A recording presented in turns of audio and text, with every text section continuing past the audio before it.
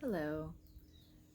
Let's talk about one of my favorite things that Wapio introduced us to, and that is the idea of poverty versus impoverishment and how that can affect pregnancy. So let's just define those things real quick. Poverty is a state of being. It's just like a reality, a kind of a fact, whether, it's like an actual limitation of resources, right? Like whether that's money or land or whatever resource it is that's essential for life. And impoverishment is the state of despair that somebody can be in regardless of their actual poverty level or whether or not they're actually in poverty, right? That's more of a more of an emotional or mental state of being, spiritual state even. So when you look at these things and how they affect people, um, let's just I'm going to speak from my experience. So, in my experience, people who are overtly living in poverty, right? Okay, so I lived in Guatemala. Um, if you drove through, you would see, what would appear to a conditioned mind as poverty. If you lived in society, that's poverty, right? Um, but they're not impoverished. They all have smiles. They all are going from one place in their community to another. They're all working with each other, filling in the gap where there's needs. Not to say that it's like some utopia or anything like that. It's just that there's a lot more um, coming together, and there's a lot more acceptance around the situation that they're in, and just in general, an attitude of acceptance of life. And they're always doing as much as they possibly can, whether or not that's saving money or whatever it is, doesn't really matter to them. Their families are provided for, even in their poverty. Um, and what I've noticed is that more often than not, people who live outside of a connected system like that, like the United States, for example, where the nuclear family is seen as like the pinnacle of existence, um, right? Like kind of like the lie of the American dream is sold.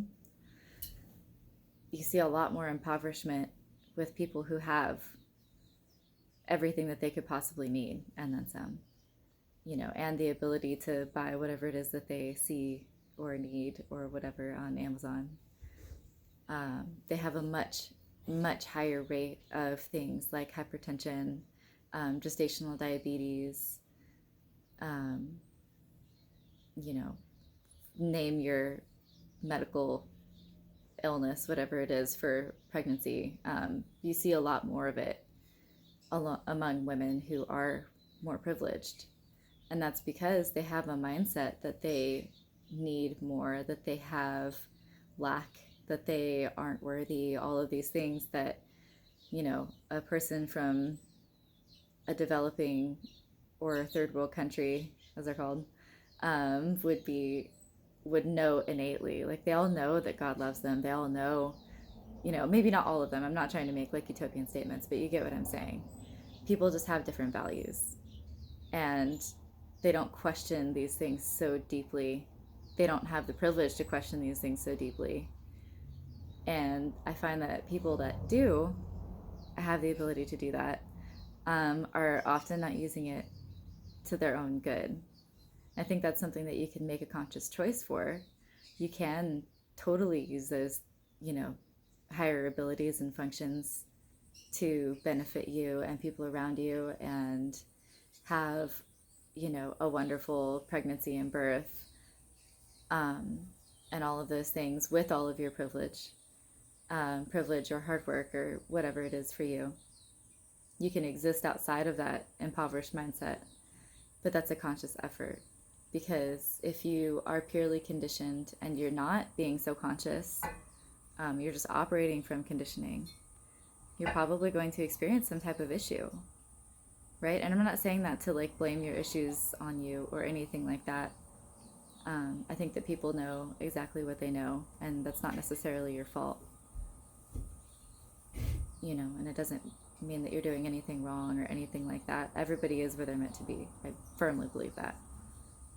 At the same time, for those who are trying to be more conscious, for those who are trying to, say, oh, well, why is hypertension manifesting for me in this pregnancy? Well, let's look at how your relationship is to your heart. Let's look at your relationship to your mother line. Let's look at, whatever it is that you need to look at in order to find out where this is stemming from.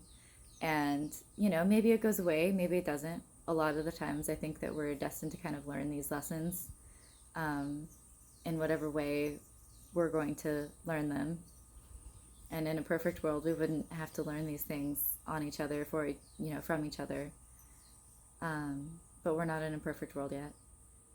So, yeah, the myriad of issues that happen from a state of impoverishment are... Yeah, I'm making progress. You're fine. We're all making progress, aren't we? But they are definitely something to look at, because I just know so many women who do have everything that they need, and they do need to look at like higher functions of things, of like, what happened in their mother line that is so disconnecting them from their own matrescence and their own pregnancy, manifesting as hypertension, things like that. And I have just seen people really benefit from being able to dive really deep into these things, and be honest with themselves and others and everything. And yeah, I mean, I couldn't list the amount of issues that you can have from a spiritual issue or a mental or emotional issue. Just kind of giving a couple of examples, but I think you get the point, right? These things are a mindset, and they're a choice, ultimately. So as long as you're willing to come in and out of agreement with those things, I believe that you can change the physical manifestation of them. And to me, that's really the big difference between poverty and impoverishment. So, thank you for listening. Until next time.